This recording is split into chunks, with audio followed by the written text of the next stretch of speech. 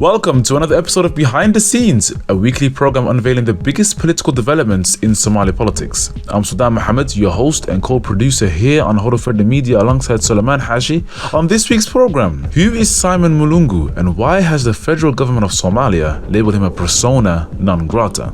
Also on the program, has AMISOM engaged in sexual exploitation activities at the outpatient department in Mogadishu as stipulated by Human Rights Watch in 2014? Now, these are the topics on the program today. We hope you find this program very informative. Please like, share, and for similar content, do subscribe to Wararka Media. Let's get straight into it. It's been 4 days since the Foreign Ministry of Somalia has sent a letter to the African Union in which it labelled Mr. Simon Mulungu a persona non grata and giving him 7 days to leave the country. In a statement made by the federal government of Somalia, the Foreign Ministry accused Mr. Mulungu of engaging in activities which directly conflicted with AMISOM's mandate and Somalia's security strategy. Now, who exactly is Simon Mulungu? Now, Simon Mulungu has been the Deputy Special Representative of the African Union Commission Chairperson to Somalia since 2017. He's also simultaneously served as a partner at a company called Link Conflict Consultants. Now, off the bat, there's a clear conflict of interest at play. As a public servant serving the African people as a representative of the African Union chairperson, there should not be an alignment or a collision between one's own political duties and one's personal gains. Now, what is evident is the consultancy firm has a direct interest and profits from conflict and peace building as a private business. And as a senior figure in the peacekeeping mission in Somalia, the interest is to sustain conflict to ensure consultancy role in peace building while simultaneously acquiring profit and investment from the very conflict is a very likely possibility, albeit no evidence remains. Now, prior to the aforementioned role, Mr. Mulungu also served as an MP in the Ugandan parliament, and interestingly, Mr. Mulungu has close relations to Nairobi, having previously served as director of the East African Standby Force in Nairobi, as well as graduated from the National Defence College in Kenya. Now, why has the federal government of Somalia singled out Mr. Mulungu? Mr. Mulungu has been accused of various activities that are outright illegal and allegations which Mr. Mulungu denied in a statement recently. Now, the federal government put out 7 points and 7 accusations, in which it accuses Mr. Mulungu of engaging. Now, sources within the Federal Ministry of Foreign Affairs have confirmed that Mr. Mulungu engaged in activities with the intention of directly damaging Somalia's national security. This includes releasing reports and information that inaccurately depict Somalia as a failed state. And all such activities are beyond the legal responsibility of the role he holds. He's also been accused of using his position to blackmail Somali politicians to do his bidding by threatening their lives through violence or public humiliation, as well as causing conflict between Somali leaders by writing contradicting statements to each party involved to ensure that there's some kind of conflict between the two parties. He's also been accused of using his position to portray Somalia on the international stage as lacking any functional government, but rather depicting it as a failed state with a series of tribes that ought to be dealt with independently, again damaging Somalia's image on the world stage.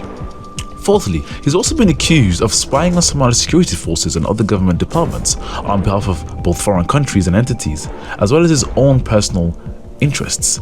For this, he would earn a substantial amount of money, as he would then put this information to these companies, these different countries, and they would pay him for this information. And this is another illegal usage of his public office position. Fifthly, he's also been accused of working with the now infamous and probably known by all viewers, Sand Research, a banned organization in Somalia, and as many of you probably are aware of the recent court hearings going on in Banaadir Regional Court regarding the few members of that organization and its infamous founder, Mr. Matt Bryden, who himself worked closely with Mr. Mulungu and obtained classified information as well as falsified information, and Mr. Mulungu would send this falsified and classified information to Sand Research in an attempt to derail the Somali state. Sixthly, the federal government also accused Mr. Mulungu of using his position of power to extort money from Somali businesses that utilized or were based in Mogadishu International Airport or around Halana. He's accused of threatening businesses by labeling them as supporters, financiers of Al-Shabaab, and getting them banned internationally if they did not comply as a financer of a terrorist organization. Now, the federal government has stated that some military officials within AMISOM had helped Mr. Mulungu, or at the very least had made it easy for him to sustain and maintain this illegal racketeering business. And finally, he's been accused of sexually exploiting female Somali members of staff at his office and other offices across AMISOM. And the federal government and the Ministry of Foreign Affairs has made it abundantly clear that this evidence and this information it has in hand. Now, Mr. Mulungu has denied all aforementioned accusations made against him, despite the federal government claiming it has sufficient evidence at hand. In a written letter to Hiran Online, Mr. Mulungu stated the following, and I quote, "The language used in the Somali government's diplomatic note contains block phrases whose details and meanings I don't know." He goes on to say, "I have no idea what this is about. I want to deal with the facts and not the rumors," Mr. Mulungu elucidated. Now, interestingly, some of the accusations put forth by the federal government have substance, despite the swift dismissal by Mr. Mulungu. For instance, as aforementioned, Mulungu is a partner at a company called Link Conflict Consultants, a company that, according to his LinkedIn, is specialized in, and I quote, peace conflict research, as well as security governance and security sector reform. Now, behind the scenes has done some digging around the company and has failed to find much information online, with LinkedIn showcasing that there is currently only one partner, Mr. Mulungu. Therefore, the usages of his position as a senior figure in the AMISOM mission within Somalia, he can earn a substantial living by consulting on behalf of his own consultancy company regarding Somalia and its security. Now, as a public servant serving the African people, there shouldn't be, and as I have mentioned previously, there shouldn't be an alignment or a collision between one's own political and public duties and one's own personal gains, which is, as I have just explained, is currently going on with Mr. Mulungu. It was also this year in which leaked alleged text messages from Mr. Mulungu's WhatsApp messages depicted an official with strong hatred, not just for Somalia as a nation, but Somalia's president, current incumbent President Mohamed Abdullahi Farmajo. In a text message he wrote, he said the following, and I quote, "I think he," referring to Mr. Farmajo, "needs a much firmer handling because this is dangerous. It is about the future of the country, Somalia, and also borders on demolishing the gains made. He should be offered soft landing to leave as an alternative." And in this, obviously, he and the I, he's referring to President Farmajo. Now, what is clear from these messages and accusations made against him is that Mr. Mulungu has not only broken his legal protocol, duties, and responsibilities as the deputy head of AMISOM, but also used his position of power not only to benefit himself financially, but to exploit others both financially and sexually. Now, upon closer inspection of the status of agreement reached between the then Somali Transitional Government and the African Union regarding the creation of AMISOM in 2007, on the Chapter 3 titled Status of AMISOM, and on the Chapter 3 subsection Article 4 titled Conduct of AMISOM Personnel, it states the following, and I quote, "AMISOM and its members shall refrain from any action or activity incompatible with the impartial and international nature of their duties or inconsistent with the spirit of the present arrangement."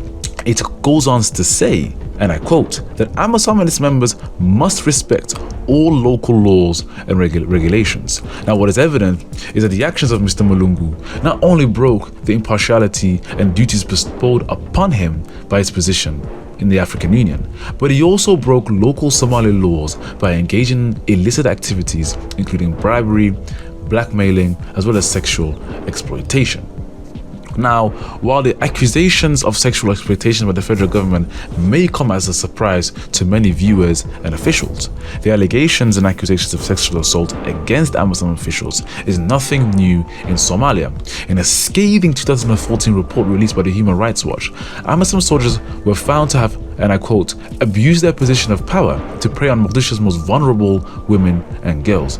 In the report, Human Rights Watch unequivocally states that AMISOM soldiers committed acts of, and I quote, "rape and other forms of sexual abuse, as well as sexual exploitation."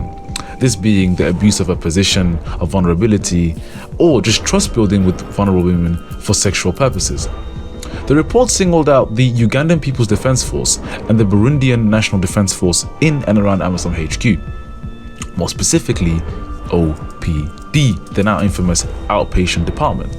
Now, Human Rights Watch documented 10 separate instances of sexual abuse, including rape and sexual assault, and 14 cases of sexual exploitation. Now, 4 of the rape cases and 1 sexual assault involved girls under the age of 18. The youngest victim in cases investigated by Human Rights Watch was a 12-year-old girl in the outer skirts of Baydhabo in May 2013 who was allegedly raped by a Ugandan soldier.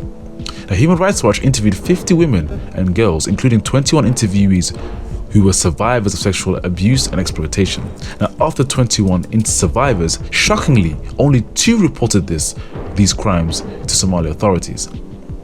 Now, the now infamous outpatient department has become known in Mogadishu as not only an AMISOM base, but also a sinister and dark place for many young women and Somali girls.